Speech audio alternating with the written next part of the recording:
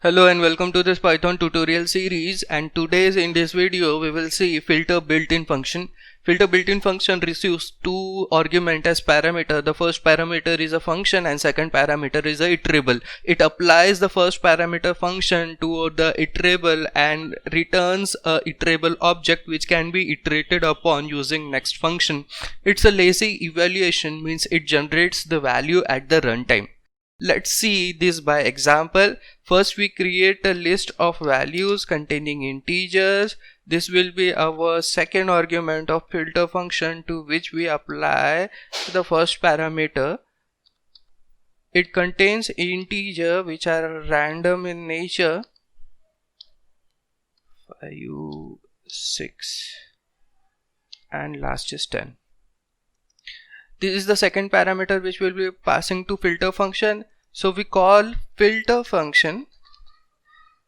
You know that the first parameter of the filter function is a function. Therefore we create an anonymous function using lambda keyword, lambda lambda x, which will be the argument, and the expression is x mod 2 is equivalent to 0. What is the filtering operation applied through given the iterable? It will take a single value, and if it is divided by 2 then true will be returned. So we are passing the second argument as a iterable. So this is the first parameter, which is a function, lambda function, anonymous function, which will be applied on the iterable L, and filter function will generate a filter object. Click on the cell, run the cell. You see at the output it is a filter object generated which can be iterated upon using next function. So let's store this object in A. Click on the cell, run the cell. Now apply next dunder method, magic method on A. One by one it will return the even values of the iterable which it has generated. These values are generated at the runtime, therefore it is efficient and faster. It will run till the last value, and if it is exhausted, it will return a iteration error. If you want to accumulate the result as a list, then you can precede this function by list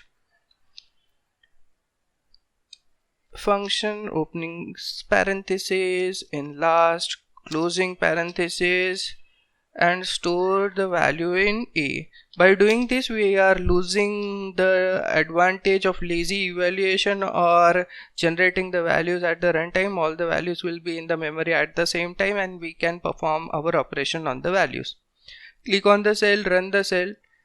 Now a list is generated which is in A, and we print the value of A, 10, 20, 78, 56, 10.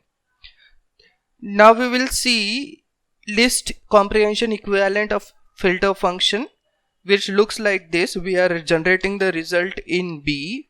B is equal to, here we are generating a list or producing a list at the output, which will be result x for x in the list L, and it should satisfy a condition if x mod 2 is equivalent to 0.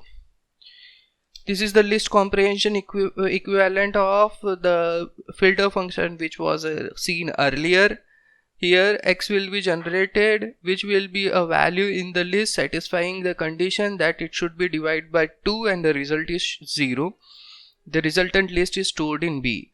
Click on the cell, run the cell. You see cell has executed successfully. We print the value of B and you see the output 10, 20, 78, 56 and 10.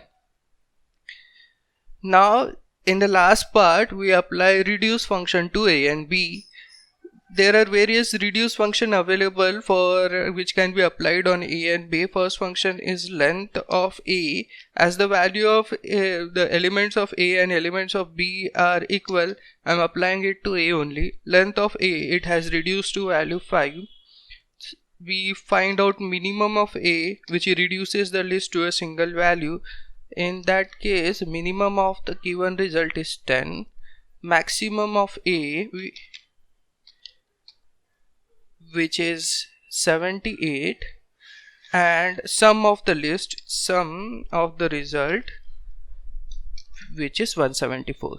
So in this video we have seen filter function. Filter function has two parameters. One is a function, second is a iterable. It applies the function on the iterable and returns a iterable object which can be iterated upon. Thank you. Thanks for watching. Do hit the subscribe button for more such technical content. See you in the next video.